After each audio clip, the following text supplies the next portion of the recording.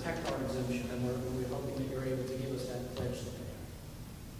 What precisely did the Joint Committee on Taxation do? They recommended that the exemption be revoked. Well, this is the first I've heard about this specific issue, and I will take a look at it. I'm not prepared to make a pledge unless I know what the factors are.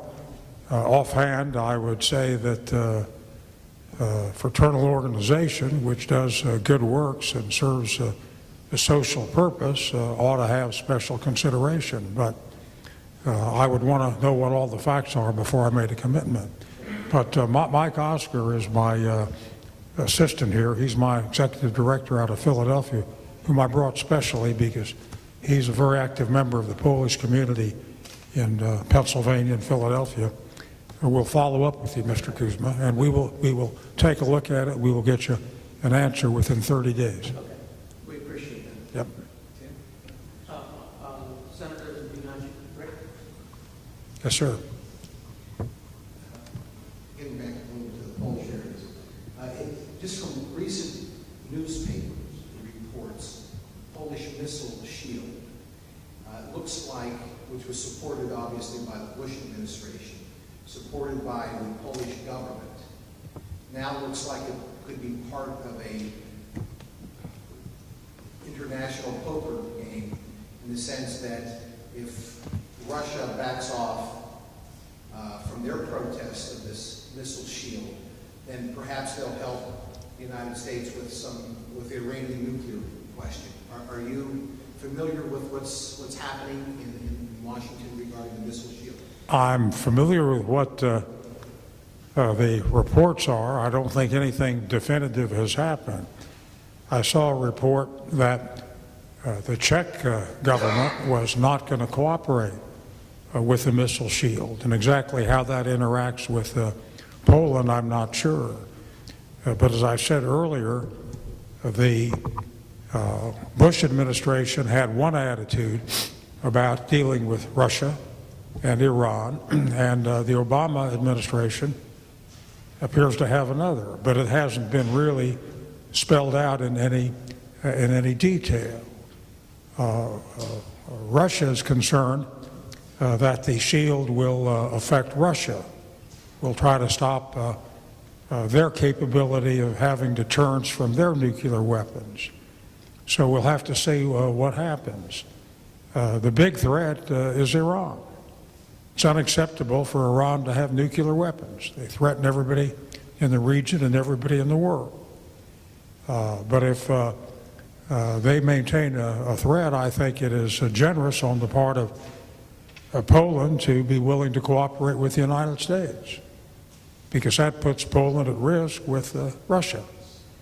And Russia's not too easy to deal with, and historically has been very destructive on their attitude toward the neighboring countries, and Poland has borne the brunt of Russian aggression historically a great deal, as we all know.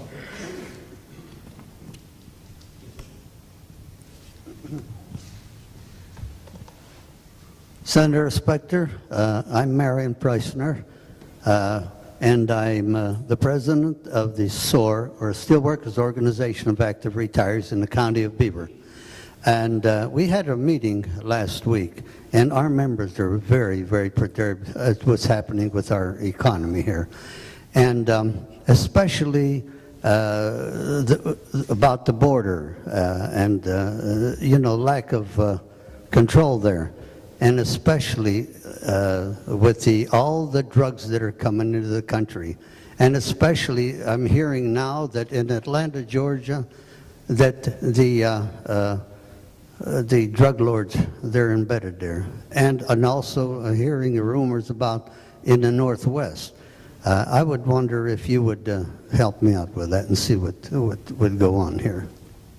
Well, you raise a number of issues. We need to secure our borders to stop illegals from coming into this country. The drug problem is overwhelming. You have the drug lords who've taken control of a good bit of Mexican territory.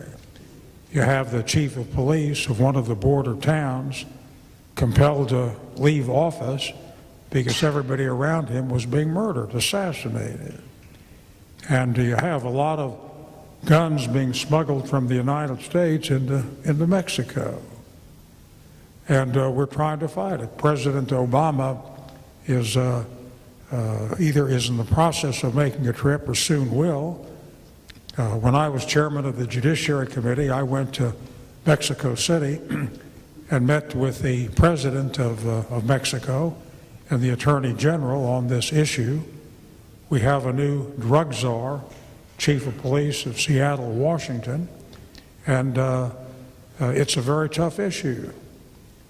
Follow-up question? Go ahead, sir. Yeah, if I may. In 1986, we had the amnesty law, for the illegals, right? And Congress promised us that that would be taken care of. It still hasn't. Okay, now, especially with the drugs and so on, our government knew what was going on. Why hasn't Congress acted sooner? That's, our members they're livid about this, and that they says our Congress is not doing their job.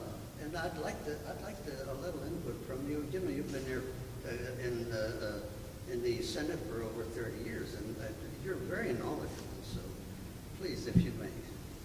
Well, we passed a law in 1986 which required employers not to hire illegals, and it was not enforced. Now, Congress can pass a law and appropriate money, which we did, but it's up to the executive branch to enforce the law.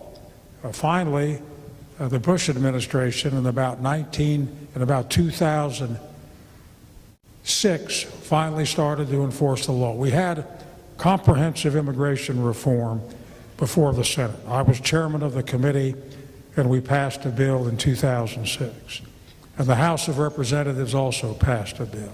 And you have to have a conference for a final bill. And it was never passed. But it was only when there was a lot of public attention. That's when we started to build the fence, the 700-mile fence. That's when we increased the Border Patrol. That's when they finally started to crack down on illegals. And they sort of overdid it. They went into some chicken poultry factories and were abusive. You have to enforce the law in a way which arrests people but doesn't abuse people. You can't abuse people. And now, most recently, there has not been enforcement again. And President Obama, you may have read in the paper in the last week, has said he's going to take up immigration this year. Well, he's going to take up a lot of issues. He's going to take up health care, going to take up global warming, going to take up immigration, going to take up appropriations, and he's not going to get it all done. The fact is, but we need to control the border. Dealing with drugs is an extraordinarily difficult problem. Part of it depends upon demand in the United States. The fact that we sell drugs in the United States and have a lot of people who use drugs makes a market for them.